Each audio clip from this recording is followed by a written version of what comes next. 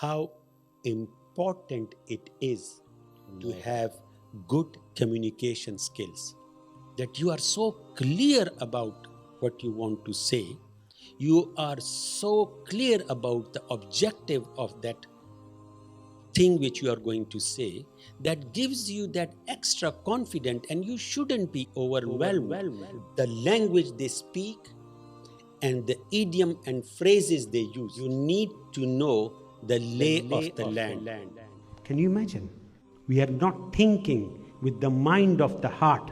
Inna Rabbi latiful lima yasha'u. Inna Rabbi latiful lima yasha'u. Allah accomplishes His will in the most subtle manner.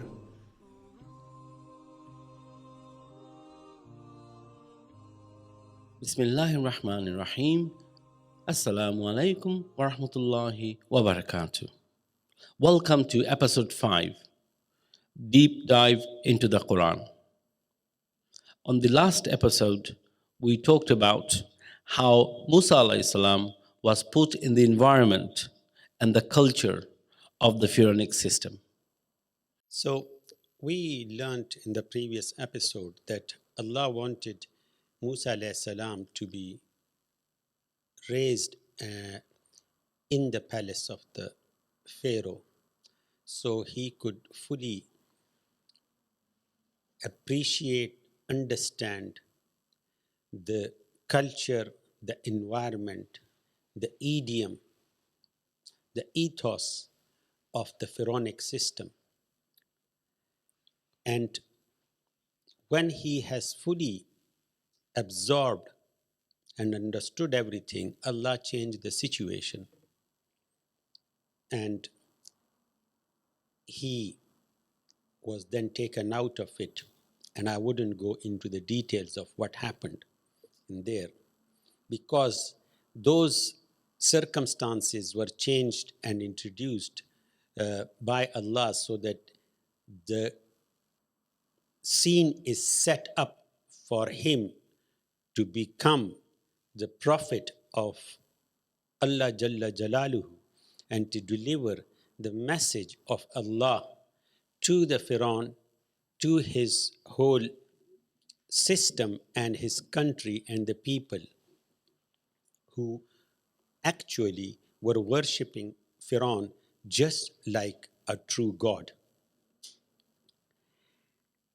So now we need to understand, Momin Bhai, that Musa alayhi salam is fully versed in the environment, in the culture, in the idiom, in the language of the palace of Pharaoh, of the system of Pharaoh, of the Pharaonic system, which was controlling whole of Egypt and oppressing the downtrodden and the have-nots of that country.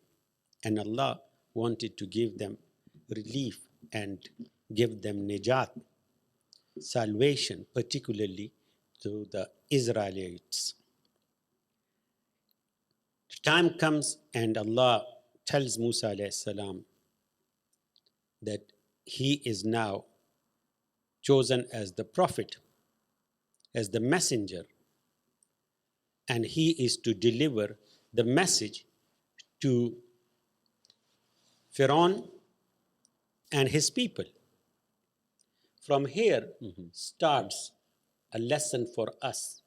Okay. The first lesson was that, as Bible says, when you arrive in a new land country, Yes. you need to know the lay of the land. That's Bible verse. You need to know the lay of the land. You need to know the laws, the regulations, the culture, the way they deal with each other, the good and the bad, the value system. So Bible also says when you arrive in a new place, you need to know the lay of the land. So Musa alayhi salam was sort of made aware, fully aware, cognizant of the lay of land of Egypt, of the pharaonic system of the people of Pharaoh. So now the time had come. So the lesson for us is wherever you live, that's the first lesson from the episode 4. Wherever you live, you actually need to understand the system. Brothers and sisters, I would like to repeat myself. Whichever country you are living in, whichever society you are living in, unless you know the system governing that country or society, unless you know the law of the land, unless you know the culture of the land, you will not be able to progress in that land, in that country, in that society. That's the first lesson we learned. Yeah, that's really good. That's the first lesson we learned. So Allah took Musa alayhi salam from his mother, put him in the palace of Pharaoh so he could learn the law, the culture, the ethos, and the system through which Pharaoh was ruling that country, the people. Once he has arrived at this level of awareness, of consciousness, of being informed, fully informed, then he was given the responsibility of delivering the message. From here starts our next lesson and today's episode. Like any person who is given a humongous responsibility, Musa alayhi salam was obviously became extremely anxious, very worried. So once Musa alayhi salam was told that he has become the prophet and he has to deliver the message, he obviously became very anxious. And he started thinking about the methodology. So we all know, Brother Momin, what when you are asked to deliver a message, you are thinking and you are worried about the mode of the delivery. How are you going to deliver the message? Exactly. So in those days, there was no email or video teleconferencing or letters or anything. So you have to do it in person. Yes, absolutely. And so when you are doing it in person, that is when Musa alayhi salam realized how important it is to have good communication skills. Right. That is the time. So almost 25, 26, 2700 years ago from today, Musa alayhi salam came to the realization of how important it is to have good communication skills. So what does he do? What did Musa alayhi salam do? He makes a dua, realizing how important it is that he communicates the message of Allah in a proper way. And what is that dua? Which actually tells us about good communication skills 27, 26 or 2700 years ago, of which the Prophet of Allah became so acutely aware. So he makes a dua and he says to Allah, Rabbi shrah li sadri wa yassir li amri wahlul uqdata min lisani yafqahu qawli. Truly reflect upon the meaning of this dua, you would understand the basic principle of good communication skills. So Allah quotes Musa alayhi salam in Qur'an in Surah Ta-Ha, verse 26 to 28, quoting Qur'an. He said, that is Musa alayhi salam said, O my Lord, open for me my chest so I can understand, I can think clearly, I can fully with it what I'm saying, what is the message. Okay, so he says, "Oh my Lord, open for me my chest and ease my task for me. Take away anxiety from me, being fearful, being anxious. Make it easy for me so that I'm at ease, I'm at comfort, I'm confident." And then comes the most important dua from communication skills point of view. He says, "And loosen the knot from my tongue." Musa alayhi salam, as a child, there's a different story, actually put a burning coal on his tongue, and there was a lisps in his speech. He would stutter a bit. That's one of the reasons. That's the superficial reason. But there is a deeper meaning of this. "And loosen the knot from my tongue so that they may understand what I'm saying." So look at this dua. There are 4 principles of good communication skills in this dua. The first thing is you should be very clear and very knowledgeable. First thing, you should be very clear and very knowledgeable about what are you going to say to the other person. What is the objective? What is the end goal? Okay? And then you should be able to say it without any anxiety, without being anxious, without being unsure, without being uncertain. So that comes with clarity, that you are so clear about what you want to say.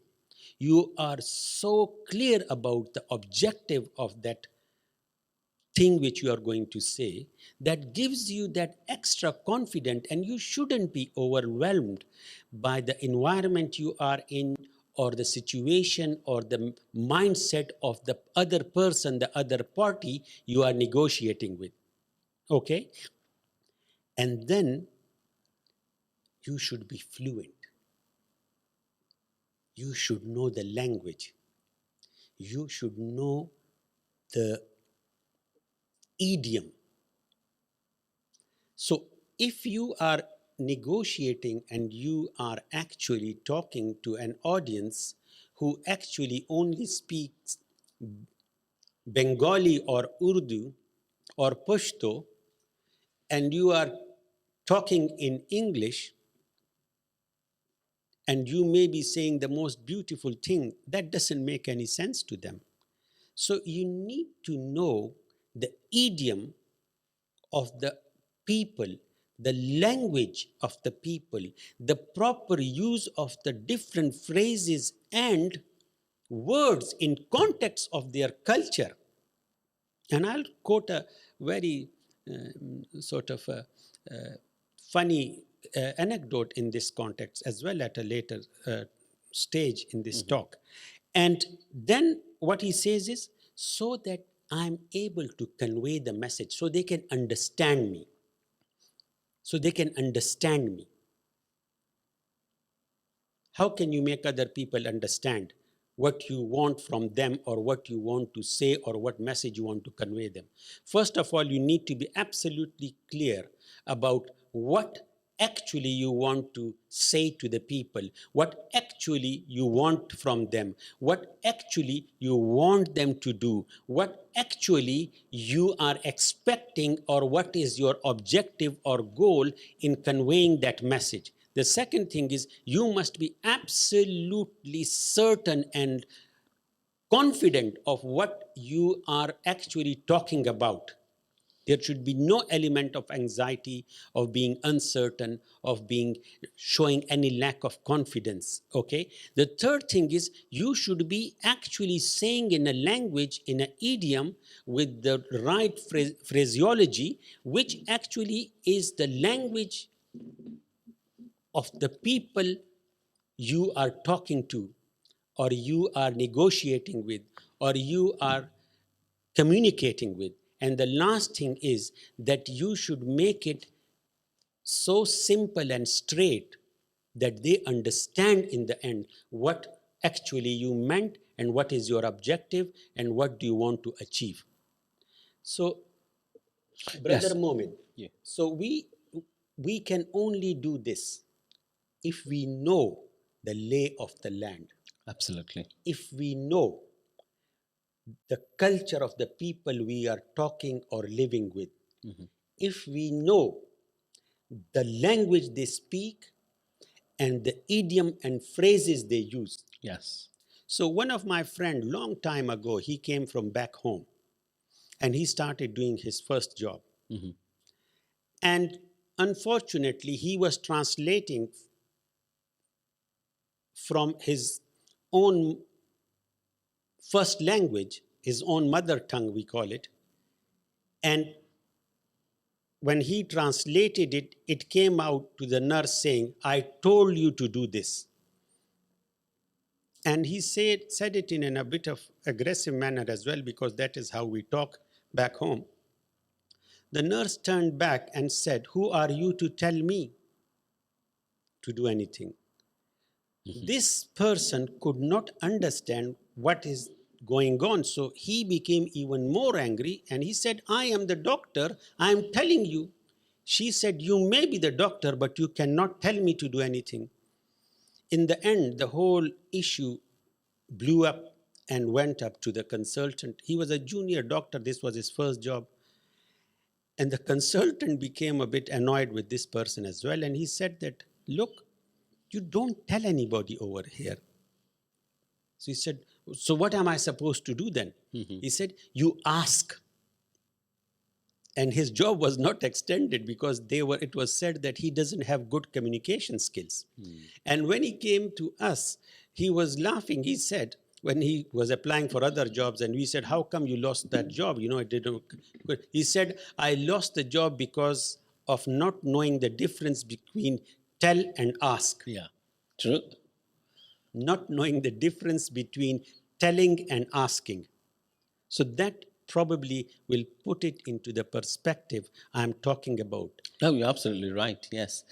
Basic phrases, like you said, the law of the land and the basic phrases, it makes it easier for the deliverer to deliver the message. And Musa alayhi salams did wonderfully well. And I think you talked about the 4 skills. Do you just want to just very quickly just say what are the 4 skills that one should have, or Musa alayhi salam used? So Very quickly. the 4 things for good The first one. communication thing was that you should be absolutely clear what do you want to say. So in this system, when you are working, and Brother Momin is here, he is witness to it. We wanted to have this huge building which is attached to the original Abdullah Quilliam Mosque. This building belonged to the Liverpool City Council. It's worth 3 to 4 million pounds. So they were going to sell it. Now we wanted to actually, our committee, particularly led by our chairman, Mr. Ghalib Khan, and Brother Momin, and Dr. Abdul Hamid, and other brothers, we were extremely keen. This is a 75,000 square feet covered area building, 3 to 4 million market price. How are we going to get this? This was sheer communication skills, negotiation skills, knowing the culture of the city council, of the city, of the country, of the law of the land, knowing everything. Yep. And do you know, in the end, they actually offered it to us for a nominal price of 300,000 pounds. Allah. Nowhere.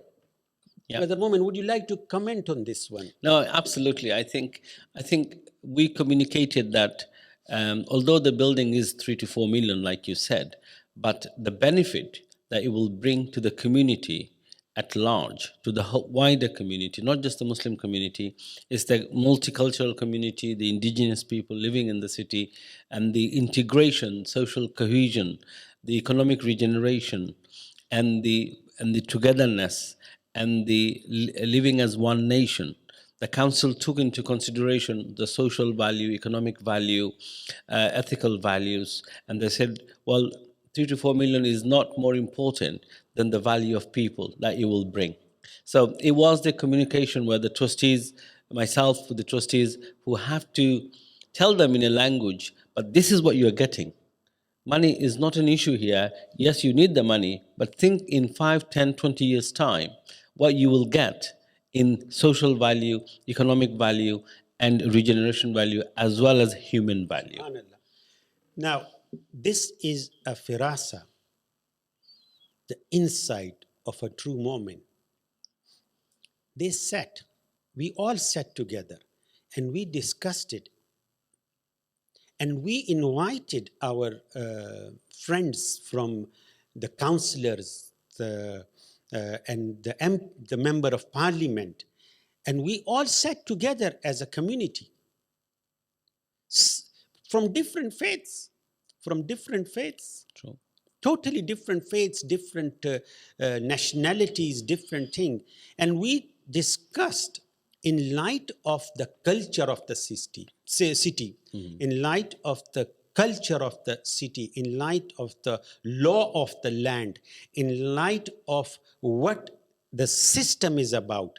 Once we were able to convince these people, the whole system came together. Yeah. The whole political cloud came together. The whole city came together. And they said, this building needs to be given to Abdullah Quilliam Society, Abdullah Quilliam Mosque. We want our city to have the benefit of economic regeneration, of social cohesion, of interfaith harmony, and all these things outweighed the 3 to 4 million of, That's right. in this time of austerity, when Yes. city councils are begging for money, they were able to let go 3 to 4 million.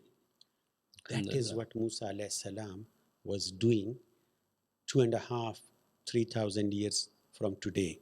Communication skills, being able to communicate your objectives, your goals, what you want in light of the law of land, in light of the culture of the land, in light of the idiom, the language of the land. So, how can we do that? Brother Momin, I ask you, how can we achieve those objectives if we live in ghettos? Can we do that? No, Can we do that? absolutely not. We need to rank ourselves, we need to educate ourselves, and we need to be able to communicate well, not only with the community that we live with, but the wider society. Don't forget, we are living in a Western world where you have 50, 60 nationalities living in one city. Just speaking Bengali, Urdu, or just speaking one language is not enough. Your mother tongue language is not enough. Like you said, you need to be able to speak the language of the land, which is we are in Britain. It has to be English, and English is an international language that you can So, communicate with every and, nationality. and that goes on. If you are living in France, you need to know the French system, the Yes. French language, the French culture. If you are living in America, you need to know the American culture, the American law, the American system. If you are living in Australia, you need to know the Australian system, Australian history, Australian heritage, and Australian idiom. This is this is impossible otherwise to progress as an individual, as a community. You can't. So Musa alayhi salam understood that. And he asked Allah. Allah said to, Allah has already I must extrapolate here in a way that's why Allah actually put him there before as a child so he can do. Now, in spite of that, he's asking to clarify and to make it clear in his mind, in his concepts, what is his mission. And that's why, and how is he going to communicate that to another person who is completely antagonistic to it, completely against his wishes. So, Brother Momin, this is what I actually wanted to say, that for our own people. Ji. This is my personal experience, and I'll share it with the audience. Sure. It is back in 1986. I was in Birmingham. Ji. I was a young man. I was unmarried. I had newly arrived here doing my exams and everything to start practicing in this country. What year was that? 1986. 86. So I went to a shopping center and went into a shop. So another person came. I saw him actually came across him Yes. couple of times Yes. in the shop. Ji. And then I was standing by one stand, and he came to me.